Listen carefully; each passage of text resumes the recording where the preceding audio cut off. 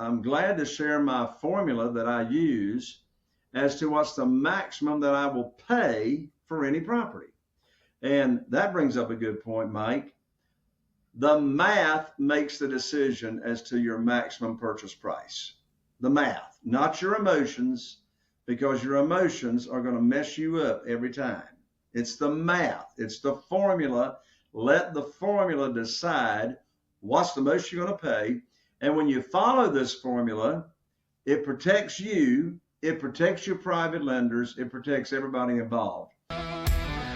If you're a real estate investor and are wondering how to raise and leverage private money to make more profit on every deal, then you're in the right place. On Raising Private Money, we'll speak with new and seasoned investors to dissect their deals and extract the best tips and strategies to help you get the money, because the money comes first.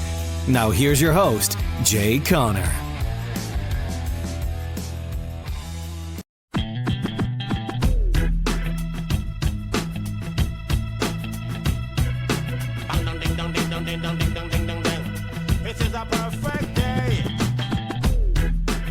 Hey everybody, welcome back to the show. Today we have Jay Conner. He is an author, he's a real estate investor, and his company is called the Private Money Authority. Ryan isn't with us today. He had an emergency come up, so it's going to be just me and Jay. How you doing, Jay? Welcome to the show. Mike, thank you so much for inviting me to come along. I'm so excited to be here because we get to talk about my favorite topic, which is private money. How to get unlimited funding for your deals without ever having to ask for money. I love talking about that. How in the world do you get money for your real estate deals without ever having to ask? And you know, one reason I'm so excited, Mike, is because ever since my wife, Carol Joy, and I started investing in single family houses all the way back in 2003, I've been using private money since 2009. I've never missed out on a deal for not having the money. And private money's had the biggest impact on our real estate investing business than any other strategy that we have employed.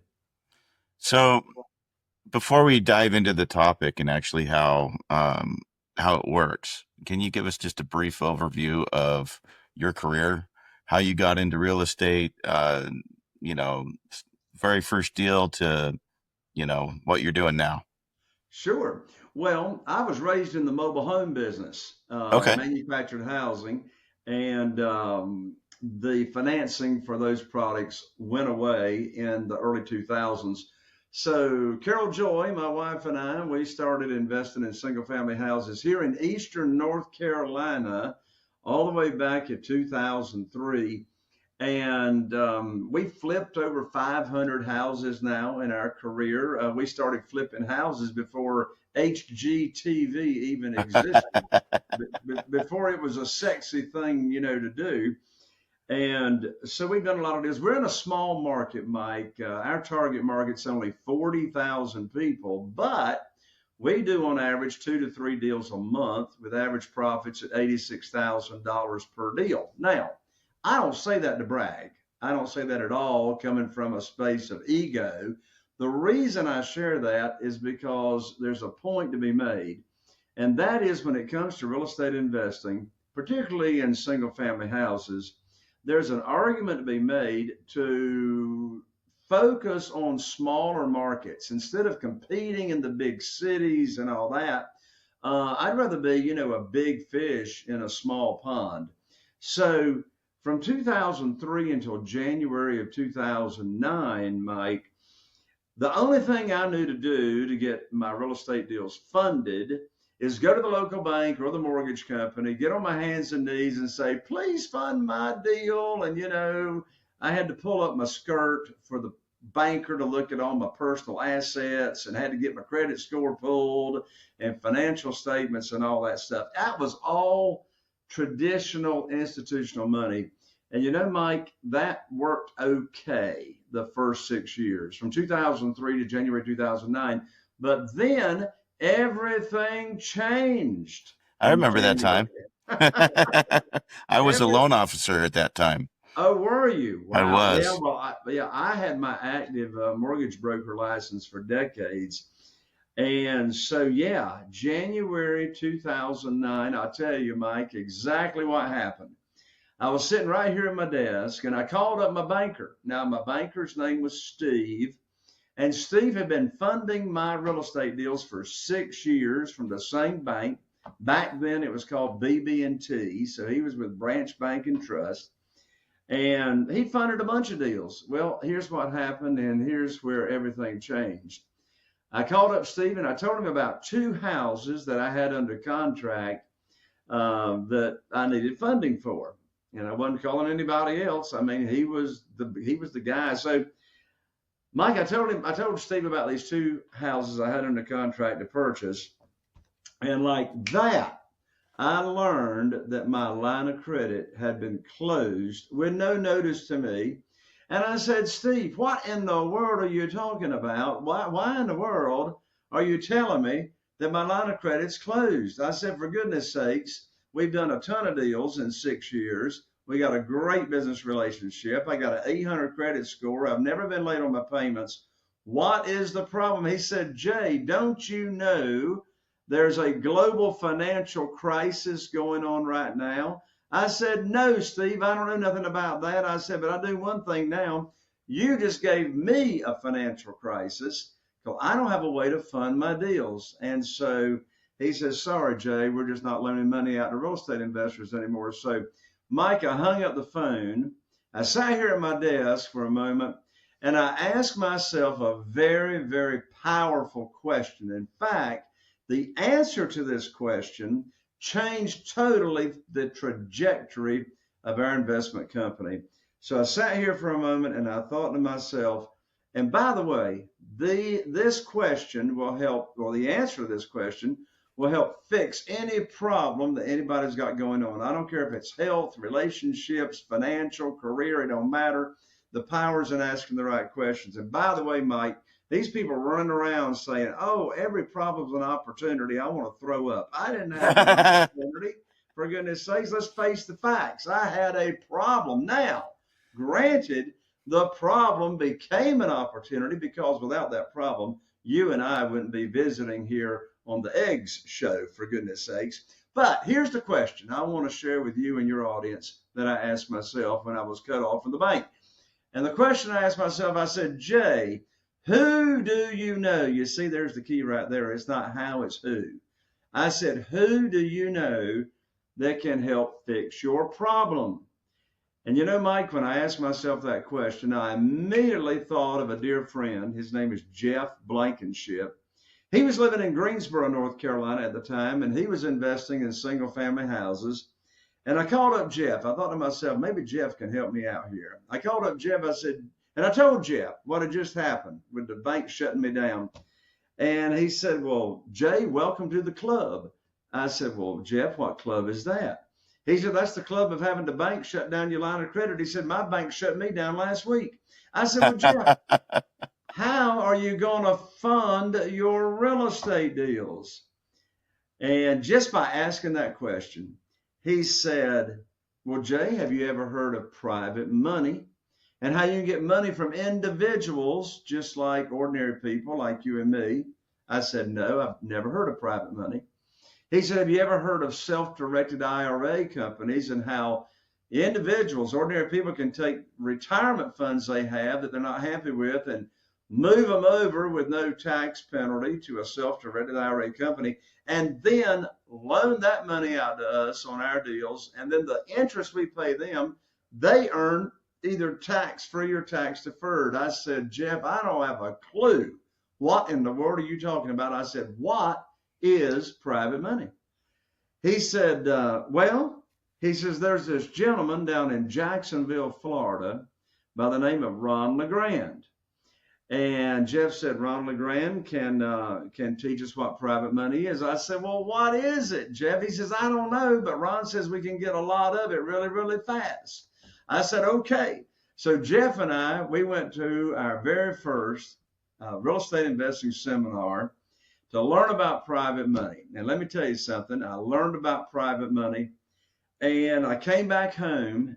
And you know what I did, Mike? I was able to raise $2,150,000 in new funding that I didn't have. So really, when the banker cut me off, when Steve cut me off, he actually gave me a raise because all I had was $1 million line of credit at the time. And I was able to raise over $2 million. And, I didn't ask anybody for money whatsoever. In fact, I don't ask anybody for money today. I got 47 private lenders that are funding our deals without ever asking for money. I never pitch a deal. And what in the world is the secret? Here's the secret. I put on my teacher hat. Oh my gosh. My teacher hat. Okay. So what's my teacher hat? My teacher hat says private money teacher, private money teacher. So instead of asking for mortgages or asking people to, loan money or fund deals, what I did is I started teaching them the opportunity. Now, before I could start teaching anybody the opportunity and what it is, I had to figure out, well, what in the world am I going to teach, right? I mean, what is the opportunity? So here's something very, very important to understand. In this world of private money, we are our own underwriter, which means we make the rules. The traditional way of borrowing money for real estate or anything is the conception that he or she who has the money makes the rules. That's traditional thinking. They set the interest rate. They set the length of the note, the frequency of payments, the maximum loan to value, and all that. So instead, in this world, instead of going and getting on your hands and knees and having to fill out applications, in this world, you put together what you want to offer. I say just sort of duplicate what I've been doing. It's been working pretty good since 2009. So I decided what I was going to pay my investors, my private lenders. Well, I decided I was going to pay them 8%. Mike, I've been paying them 8% ever since February of 2009, and I haven't changed.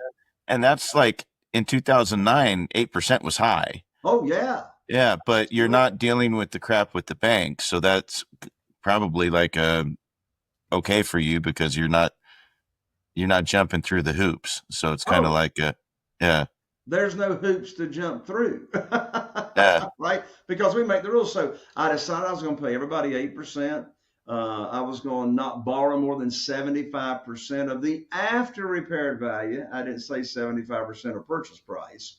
75% of the after repaired value. That allows me to bring home a big check every time I purchase a house. I mean, who wants to get paid to buy houses without taking anything to the closing table? So I just put together what I was going to teach. So I went about sharing with people in my own warm market, people that I go to church with, people in the Rotary Club, etc. And I taught them the opportunity. And what I'm getting ready to say right now, Mike, is super critical for everybody to understand.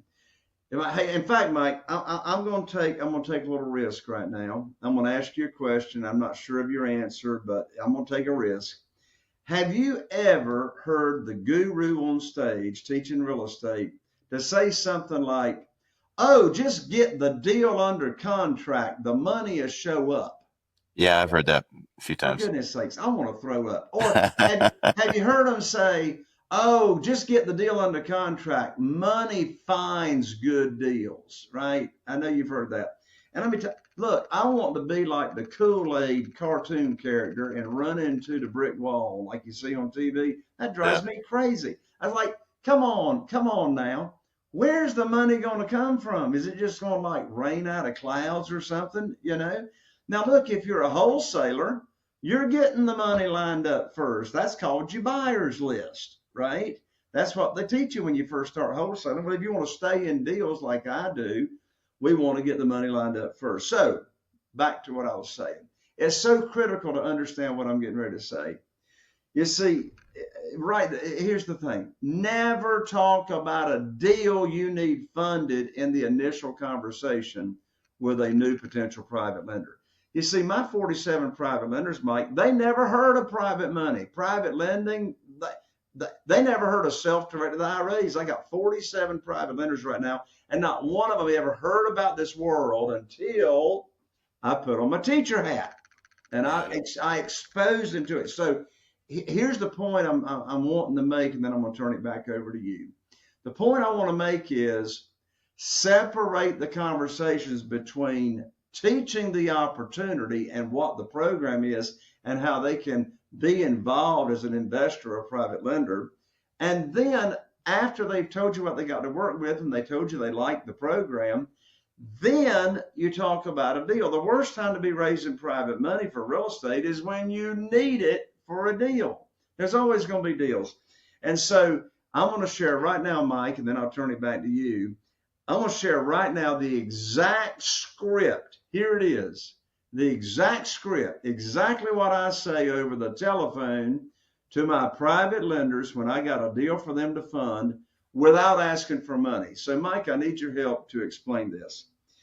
Let's do a role play here, a little hypothetical assumption. So this is leading up to how to get your deals funded over the phone without ever asking for money. So, Mike, first of all, let's assume that you and I have known each other for a while. We're friends. Maybe we go to church together. We got the trust. We got the friendship in place. So we got that. Now, let's secondly assume that I have put on my teacher hat and I've taught you the program. I've told you this opportunity.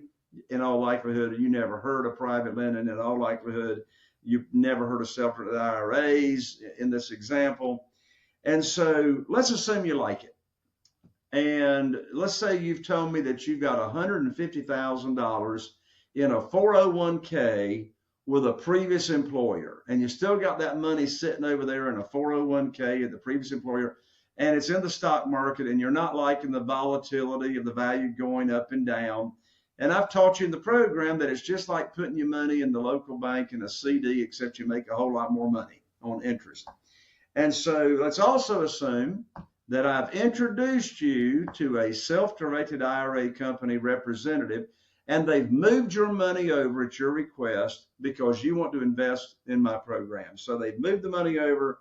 The money is sitting there in that self-directed IRA account that you set up with the current retirement funds that you had. And so now there's the setup. Here comes the phone call. And maybe I'm calling you a week or 2 weeks after you got your self-directed IRA account set up from that old 401k. And here's what I do. I call you up, you answer the phone, we have a little chit chat. And this, Mike, is what I call the good news phone call. All right, here's the script. I call you up, you answer the phone, we have a little chit chat. And then here's exactly what I say.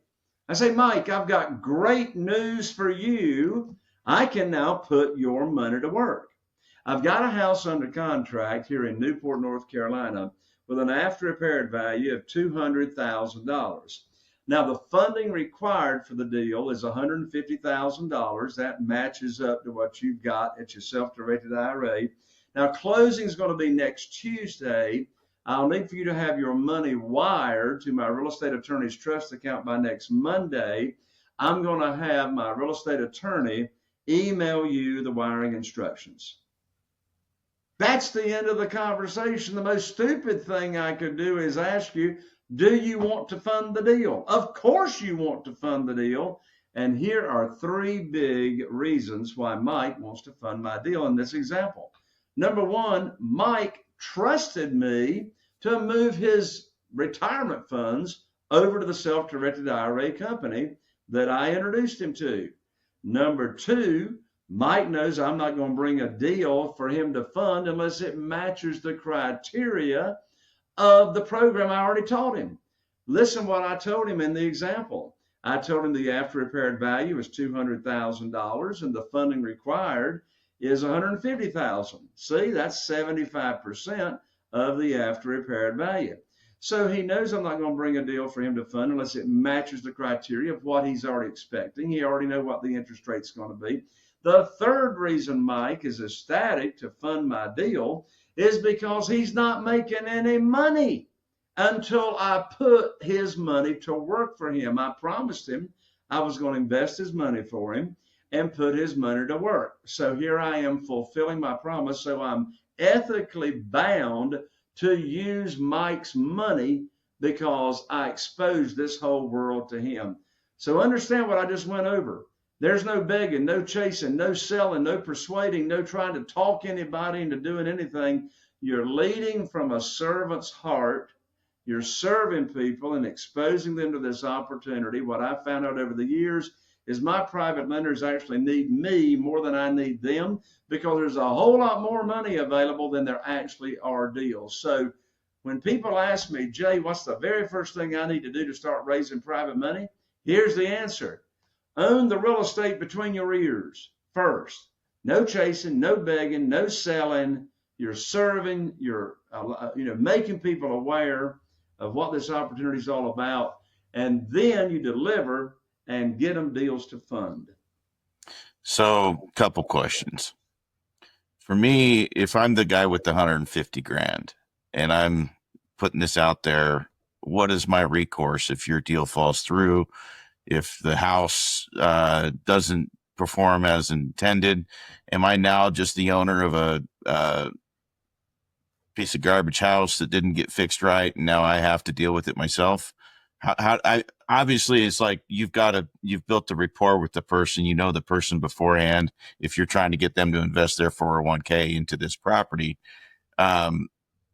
this isn't something that you're going to go and just put your money into this fund and Joe Schmo is going to come and have access to my money and buy a piece of property that's not really going to perform as expected. Is there any recourse for that? Yeah, I'm so glad you asked that question, Mike, because there's different. So, one question I get all the time is, well, can you use private money for any kind of real estate? The answer is yes. You can use private money for single family houses, self-storage, land, apartments, etc. But here's the big difference, and that is, how is it structured? So let me explain the structure of this and how the private lenders are protected. So you just mentioned the word fund. So typically on large projects, such as a larger self-storage facility or an apartment complex that someone's going to buy and, increase value for 3 or 5 years and then turn around and flip it, those opportunities, there's going to be a fund, as you just said. There's going to be a fund. And so that's where you have the SEC come into play, the Security Exchange Commission. That's where the operator of that investment opportunity is going to have a SEC attorney draw up a private placement memorandum. And so then investors will invest into the fund on those type projects. What I'm talking about here is a whole different world. In this world that I'm talking about, the SEC is not involved. The SEC is not regulating what we do, because everything we do in this world with single family houses, which also includes duplexes, triplexes, and quadplexes, those individual properties, everything that we do is called a one-off. That's slang. A one-off is slang for asset-backed debt. Asset-backed debt. So in this world of private money with single family houses, think of the private lender as the bank. Think of the private lender as the bank, which means we're not borrowing unsecured money. So the private lender, is going to get in North Carolina, a deed of trust. Most states call it a mortgage. So we're going to give our private lenders all the same protection as the bank would require. So we're going to give them a deed of trust. We're going to give them the promissory note. They're going to be named on the insurance policy as the mortgagee, which gives them another layer of protection. If there's ever a claim on that insurance policy, then the private lender is named on that check from the insurance company. We're going to name the private lender on the title policy as additional insured. So yes, here's the bottom line answer. If you, as the borrower, do not pay Mike, your lender, in our example, the private lender, then the property does, which means they get the property, and now that's their security, they're back in. Of course, none of the private lenders want the property. That's why they are a private lender. They want to be totally passive. All they want to do is sit back and collect checks, and you take care of them. I mean, you perform as you promised them that you would perform. So the reason this program has worked so well for my private lenders, all 47 of them, since 2009, is because every one of our private lenders have been paid 100% of every penny coming to them. You see, they're not taking the risk of sharing in the percentage of the profit. It don't matter what the profit ends up being. And by the way, the profit never ends up being what you intended to. I've flipped over 500 houses. I've never had a repair budget come in on budget exactly. Why is that? Because Murphy lives in every house. And sometimes Murphy's cousins and aunts and uncles show up, and y'all know what I'm talking about. If the unexpected can happen, it's going to happen. So the reason that the private lender always ends up being taken care of is because of the conservative loan to value. We're not going to borrow more than 75% of the after repaired value. Now, as you mentioned, Mike, your private lender is counting on you to perform.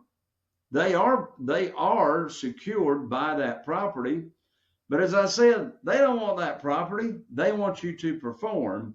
So that's a very, very important part of the equation, is performing and making sure that the rehab gets done and all that. Now, by the way, I do want to make this point, and I'll turn it back to you, Mike. Private money is not just for ugly houses. Private money is just not for houses that need renovation. Here's the bottom line. Use private money. I mean, here's a writer downer. Use private money when the seller of the property requires all cash. It don't matter what condition the property's in. Now, you're not going to borrow private money unless there's some equity. Let's say you buy a house and there's no renovation needed. Well, you still got to borrow no more so that you protect your private lender and they've got an equity cushion. But I did want to make that important point. I mean, I use private money to buy houses that don't need any renovation when they won't sell to me on terms.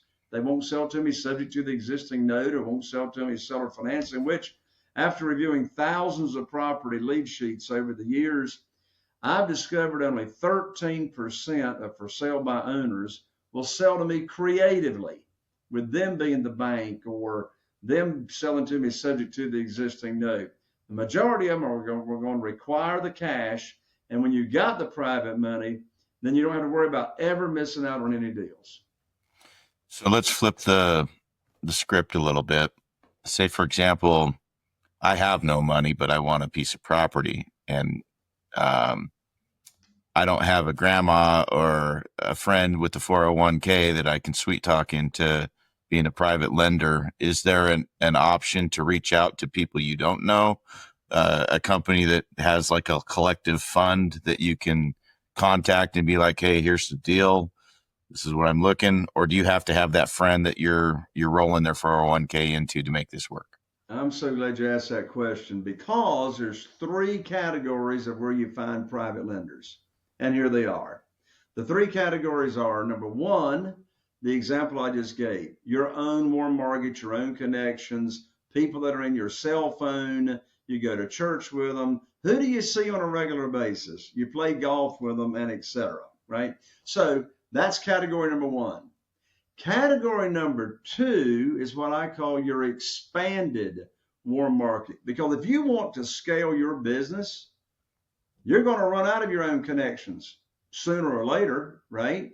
So how in the world do you grow your network so quickly? And we all know there's a direct correlation between your network and your net worth and the quality of your network. So how do you grow your network so quickly? Well, in my book, my best-selling book, Where to Get the Money Now, I've got a whole section in the book on how to grow your network very, very quickly.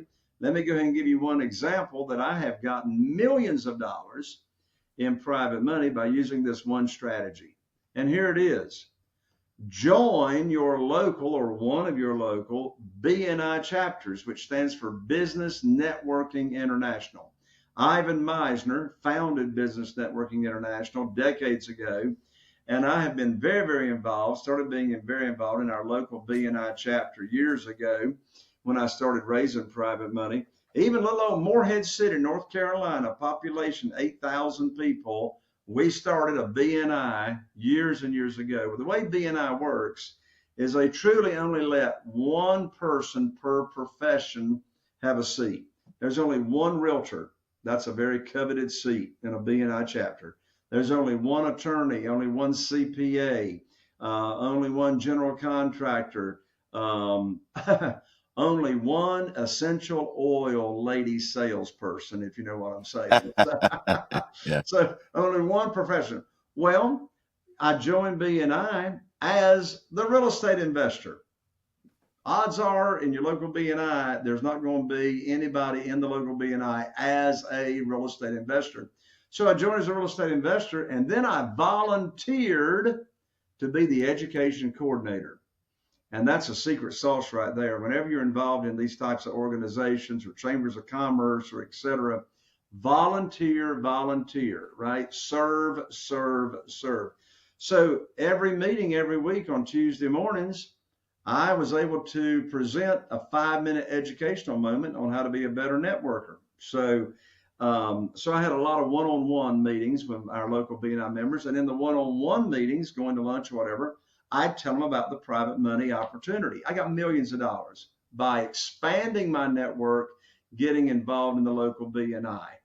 The third category of where you find private lenders are existing private lenders. Existing private lenders. These are individuals, ordinary people just like you and me, that are already loaning their money out to real estate investors because they want to be involved in real estate, but they don't want to go negotiate deals, find deals, spend money on marketing, oversee renovation projects and that kind of stuff.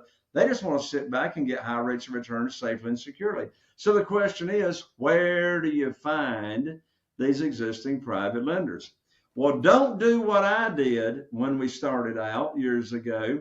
I hired my real estate attorney to look for, on public record, deeds of trust here in my local county of individuals loaning money out on real estate. That didn't go too well because there wasn't that many on record. So I actually started a software called the Private Lender Data Feed years ago. We update that every month. We get every private lender closing information in the nation in the software, get the contact information of the private lenders, and you see the interest rate they're earning. I tell you another place to find existing private lenders, and that is in self-directed IRA companies. Did you know 70%, over 70% of self-directed IRA account holders want to be your private lender? They want to be in real estate, but they don't want to go do deals. They just want to loan money out on real estate. And so self-directed IRA companies have monthly networking events, even on Zoom these days, and you don't have to be an account holder to network on these monthly networking events. But there's one caveat that's very, very important to point out. If you're doing business with an existing private lender, guess what? You don't get to make the rules. You're not teaching somebody that never heard of this opportunity. They already know the game, right? So now when you're talking with an existing private lender, it's a negotiation conversation and not a teaching opportunity. However, there's a bunch of private lenders out there right now I know that are happy to be getting 7% and 8%. There's a bunch of them that won't talk to you unless you're going to pay 12%. So you get to pick and choose who you want to do business with. I prefer the warm market and the expanded warm market because you're exposing this opportunity to people that have never heard about it. And therefore, you, as the borrower, you get to make the rules. So if I were to go to someone who's doing this already, are they looking for a down payment? Are they looking for, say you're just wanting to buy your personal residence and it's not a property that you're going to flip? Are they just looking for that 8% consistent? Or are they looking to get their money in and out real quick? I did a property up in Nome, Alaska. I wasn't the one that funded it or negotiated the terms, but I was up there helping do the rehab on it. And from what I gleaned out of the deal, I think the private money guy was wanting to get his money in and out real quick and get a percentage of the actual flip. And so, is that mainly what they're looking for if you're going that route versus the I just need a loan and I can't qualify kind of thing? As far Go as ahead. existing private lenders go, it's all over the board.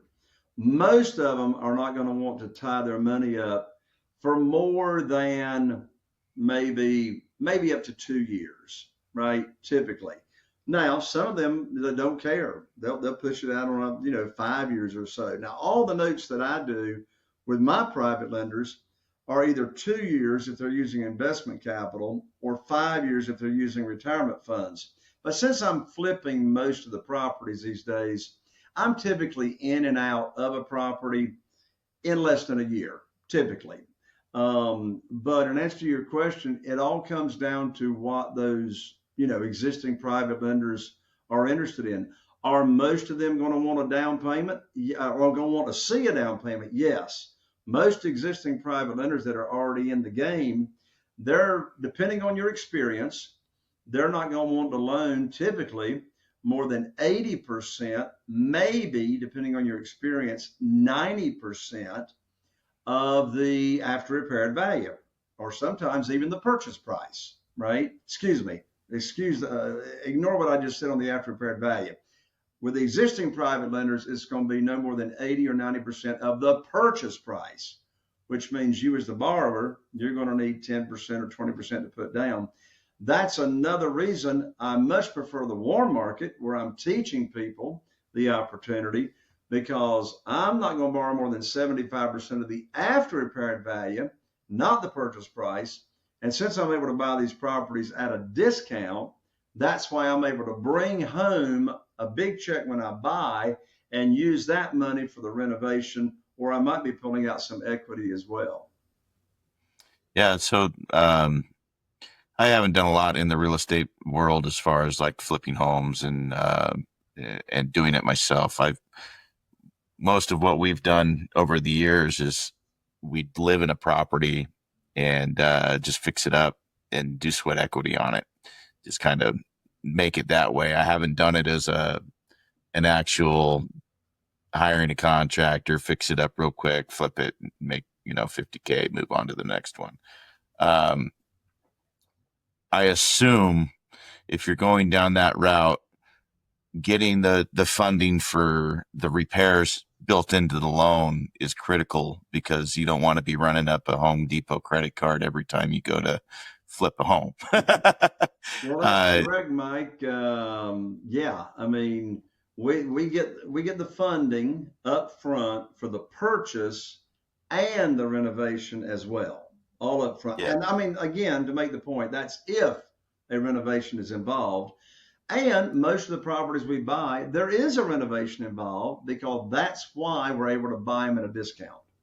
Yeah. Is there a formula you use to figure out the average expense to renovate or flip, or have you just done it enough where you can kind of look at it and say, hey, this kitchen's going to cost $6,000. It'll add 20 grand to the value. That's a $14,000 profit by doing it. Yeah. Yeah, there's no formula other than knowing what line items should cost. And so, I mean, I can have a 2,000 square foot house that, in fact, we just finished one in the last week, and it's being staged today, ready to put in the multiple listing service this week to sell. Well, that 2,000 square foot home, this was on the lower end. That was only a $31,000 renovation. I mean, literally, you're talking floor coverings and paint and some exterior paint, landscaping, and just, lipstick and nothing of any really substance. 31,000. That same 2,000 square foot house, if it needed a roof, if it had needed windows, if it had needed some foundation work, if it had needed a new HVAC heating and cooling system, that 31,000 can very, very quickly become 60 or 70 or 80,000, right? So every property, of course, is different. So I don't make any offers on any properties until We've actually looked at the property. And of course, for years, I did it myself. For the past 15 years, I've had the same project manager that goes out and estimates the budget by line item and submits that to me for me to review. So it really all comes all down to the property. Now, you ask about formulas, Mike. I'm glad to share my formula that I use as to what's the maximum that I will pay for any property. And that brings up a good point, Mike. The math makes the decision as to your maximum purchase price. The math, not your emotions, because your emotions are going to mess you up every time.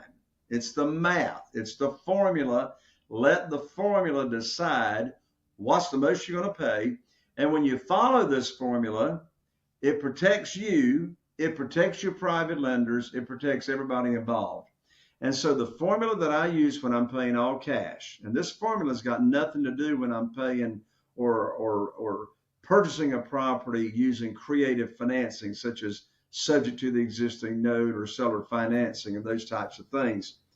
Here's the formula when paying all cash, whether it's your own cash or whether you're using private lenders' cash. We start with the after repaired value. Now, the definition of the after repaired value is the property is going to be in absolutely like new condition, ready for Southern Living magazine pictures. That's my definition of after repaired value. Top retail for this property, everything looking and smelling brand new.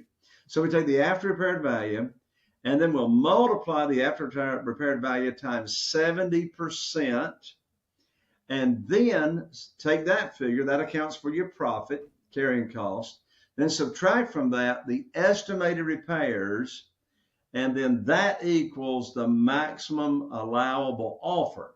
Now, if the after repaired value is less than $300,000, I subtract an extra $10,000 from that bottom line figure just to account for the unexpected. Another difference is if the after repaired value is more than $300,000, then I'll just multiply times 80% instead of 70%, because now you're talking bigger dollar amounts. And if the after repaired value is more than $300,000, I'll subtract an additional $20,000 from my maximum offer to account for the unexpected. Again, we only use that formula when the seller's getting all cash. So, do you want to stay under, like, as an investor, as someone who's doing these properties, you don't want to go after the $500,000, $600,000 loans. You're looking for the $200,000, $150,000 properties that you can get those, or are you looking for those? Do you take on the $1 million properties and rehab those and flip those, or is Absolutely. that kind of more? Yeah, I haven't done $1 million property, but I've done a $900,000 property on the beach down here at Emerald Isle. Did that a couple of years ago. The after repaired value was $895,000.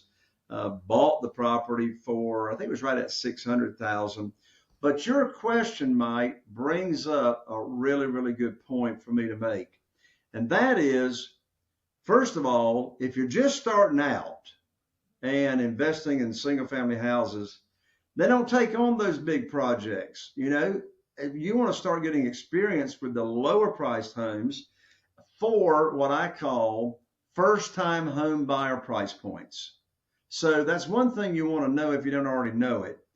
Find out what is your first time entry level price point in the market where you are going to invest. Now, one big reason for that is because what I'm getting ready to say, your largest pool of potential buyers for that house are first-time home buyers. That's where most of the buyers are, is people that's never bought a home before. So that's the entry-level price point. Case in point, I just put a house on the market this past week. And here's a little secret. I list the property with my realtor. I've had the same realtor for 20 years. His name's Chris. I list the property after it's all renovated and absolutely beautiful. He puts it in the multiple listing service on Monday under a category called coming soon. Now, what's that mean? Coming soon means you can look at the music video. We get a music video, professional video for every property that we sell. That's in the multiple listing service. They can see all the pictures. They can see the price. They can see the description, but nobody can get in the house until the listing goes active. So we do coming soon from Monday, Tuesday, Wednesday, and Thursday. Then we go active on Friday. Well, this property at 5012 Highway 101 just went active this past Friday. I listed it for $229,000. Boy, is that a low price in our area. Talk about first time entry price, right? Well, we had 5 showings from Friday afternoon to Saturday. We went under contract Saturday evening for more than list price. So there's my point. By that house being at a first time buyer entry point, it's going to move very, very quickly, and it's going to lower your carrying cost and increase your profit. Yeah.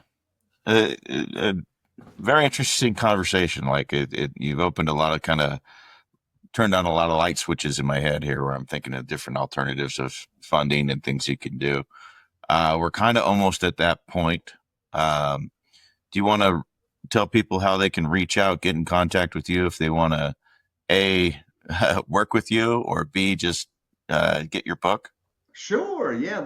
A great way to really get a great foundation as to what we're talking about is my best-selling book, Where to Get the Money Now. And the subtitle is How and Where to Get Money for Your Real Estate Deals Without Relying on Traditional Lenders or Hard Money Lenders.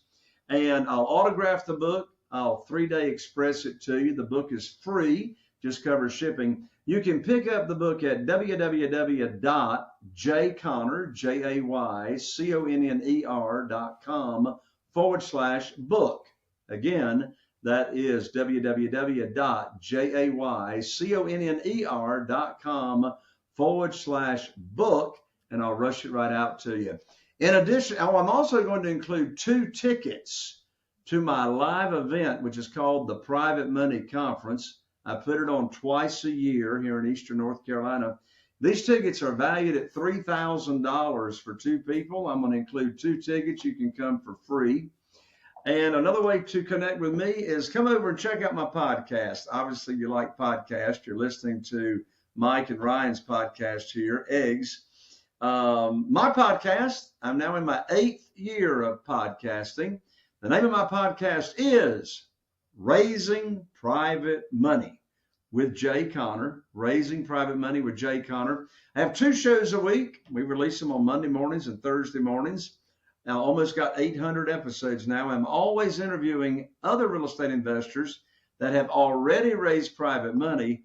And so I interview them on how they go about, what are their secrets? How do they go about raising private money for their real estate deals? And I guarantee you, you're going to learn more ways to raise private money for your real estate deals. And we always have a lot of fun. Raising Private Money with Jay Conner. It's on all the podcast platforms. That's awesome. Well, thank you, Jay, so much. I really enjoyed this conversation. And thanks to everyone that tunes in every week. And we'll catch you next time. This is a perfect day.